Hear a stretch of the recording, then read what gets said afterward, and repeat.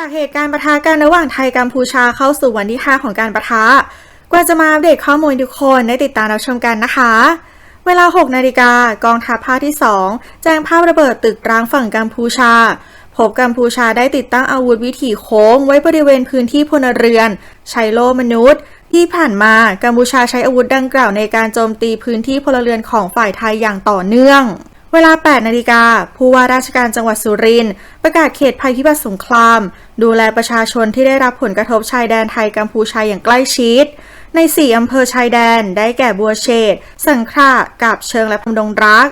สาเหตุเนื่องมาจากสถานการณ์การปะทะด้วยอาวุธรวมถึงการโจมตีสถานที่สำคัญตามแนวชายแดนไทยกัมพูชาที่ทวีความรุนแรงขึ้นอย่างต่อเนื่องต่อมาเวลา 10 นาฬิกาทหารไทยเผยแพร่ภาพตัดสลิงและกระเช้าก่อนรื้อถอนตัดฐานกระเช้าและบันไดภูมะเขือเรียบร้อยแล้วตัดเส้นทางแม่ทหารกัมพูชาขึ้นมาบนภูมะเขืออีกซึ่งปัจจุบันทหารกัมพูชาประจำบริเวณด้านล่างหน้าภูมะเขือเวลา 10 นาฬิกา 14 นาทีสถานการณ์บริเวณชายแดนไทยกัมพูชาในวันที่ 18 กรกฎาคมพบว่าฝ่ายกัมพูชายังไม่หยุดยิงใช้ปืนคอยิงมาบริเวณปราสาทตาควายเป็นระยะก่อนฝ่ายไทยใช้ปืนใหญ่ขนาด 105 มิลลิเมตรโต้กลับไปและขนาด 155 มิลลิเมตรสกัดถล่มเส้นทางลำเลียงอาวุธต่อมาเวลา 11 นาฬิกาเจ้าหน้าที่ทหารเผยหน้าที่ทำลายเสาสัญญาณเครือข่ายสมาร์ทของกัมพูชาบนยอดภูมะเขือ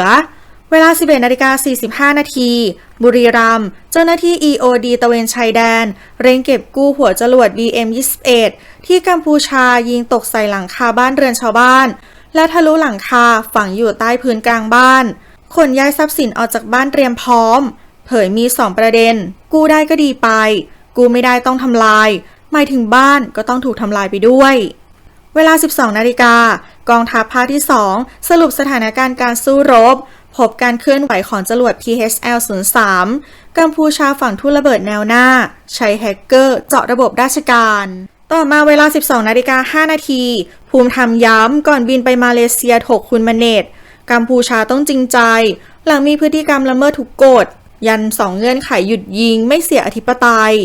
ไม่คุยแผนที่ 1:200,000มีผู้แทนจีนและสหรัฐอเมริกาสังเกตการณ์เวลา 12 นาฬิกา 16 นาทีกองทัพไทยตอบโต้โฆษกกระทรวงกลาโหมกัมพูชาหลังปล่อยเฟกนิวส์ไทยได้รุกล้ำดินแดนกัมพูชาและใช้อาวุธเคมีในการปฏิบัติการทางการทหารซึ่งเป็นข้อกล่าวหาที่ไม่มีมูลความจริงและเป็นการบิดเบือนข้อมูลอย่างร้ายแรงเวลา 12 นาฬิกา 36 นาทีแม่ทัพภาคที่ 2ลั่นผมยังอยู่หลังกัมพูชาปล่อยข่าวเฟกนิวส์ทหารถือรูปภาพพร้อมข้อความ RIP หวังทำลายขวัญกำลังใจยันจะต่อสู้เคียงบ่าเคียงไหลลูกน้องและดูแลความปลอดภัยของประชาชนในบริเวณชายแดนไทยกัมพูชาต่อมาเวลา 13 นาฬิกา 20 นาทีพลเอกฤทธิ์ชาเผยภาพสถานการณ์ชายแดนไทยกัมพูชายังปะทะกันในหลายพื้นที่หลังกัมพูชาโจมตีไม่หยุดย้ำไทยยิงตอบโต้แบบมีเป้าหมายขัดขวางและทำลายอาวุธมุ่งริดรอนกำลังฝ่ายกัมพูชาให้หมดขีดความสามารถเวลา 13 นาฬิกา 31 นาทีเฟซบุ๊กสถานทูตกัมพูชาประจำบัลแกเรียเผยแพร่ภาพที่อ้างว่าเป็นเครื่องบินของไทยปล่อยแก๊สพิษสังหารพลเรือนกัมพูชา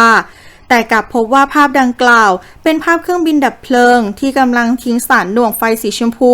ลงบนไฟป่าในรัฐแคลิฟอร์เนียต่อมาเวลา 15 นาฬิกาเริ่มแล้วการประชุมไก่เกลี่ยปัญหาความขัดแย้งบริเวณชายแดนไทยกัมพูชาที่กรุงปุตราจายาประเทศมาเลเซียตามคำเชิญของนายอันวาบิราฮิมนายกรัฐมนตรีมาเลเซียเวลา 15 นาฬิกา 21 นาทีปะทะเดือดช่องกลางทหารไทยเจ็บหลาย10 นายพลีชีพ1 นายฮอลำเลียงทหารเจ็บจากพื้นที่ชายแดนอำเภอภูสิงห์ถูกยิงสาหัสรายงานระบุทัพกัมพูชาประชิดชายแดนกาบเชิงถูกตีแตกแล้วหลัง F-16 บินยิงสนับสนุนเวลา 16 นาฬิกา 4 นาทีกองทัพภาคที่ 2อัปเดตสถานการณ์การสู้รบตามแนวชายแดนไทยกัมพูชาพบการเคลื่อนไหวระบบขีปนาวุธ PHL-03 ในพื้นที่สนามบินสำโรงจังหวัดอุดรมีชัยพร้อมเฝ้าระวังภัยไซเบอร์และการแทรกซึมของสายลับจากกัมพูชาต่อมาเวลา 17 นาฬิกาเผยผลการประชุมเจรจาที่มาเลเซียปมขัดแย้งชายแดนไทยกัมพูชาภูมิธรรมฮุนมาเนตแสดงจุดยืนและความเต็มใจที่จะหยุดยิงทันทีโดยไม่มีเงื่อนไขมีผลตั้งแต่เที่ยงคืนวันนี้ส่วน 7 โมงเช้าของวันที่ 19 กรกฎาคมประชุมผู้บัญชาการทหารของทั้ง2 ฝ่าย ชี้เป็นก้าวแรกของการลดความตึงเครียดฟื้นฟูสันติภาพและความมั่นคงเวลา 18:30 นาทีมีรายงานว่ากัมพูชายังไม่หยุดยิงปืนใหญ่ระดมกำลังหวังเข้ายึดพื้นที่ก่อนเที่ยงคืนตามเวลาหยุดยิงไทยส่ง F-16 ทิ้งบอมรอบ 2เวลา 19:36 นาทีมาริศ เสงี่ยมพงศ์รัฐมนตรีว่าการกระทรวงการต่างประเทศมั่นใจไทยมีภาพลักษณ์ที่ดีต่อสายตาชาวโลกเผยนิมิตใหม่ที่ดีกัมพูชายอมกลับมาพูดคุยทวิภาคีผ่าน3กลไกพร้อมเสนอเพิ่มช่องทางสื่อสารระหว่างกระทรวงกลาโหมและกระทรวงการต่างประเทศของทั้งสองประเทศ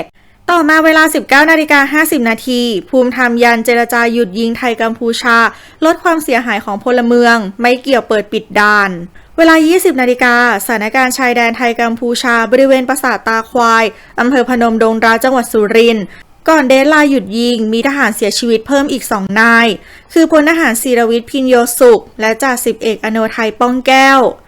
เวลา 20:12 นาทีกัมพูชายังไม่หยุดยิงเสียงปะทะดังต่อเนื่องชาวบ้านแนวชายแดนบุรีรัมย์ต้องหลบในบังเกอร์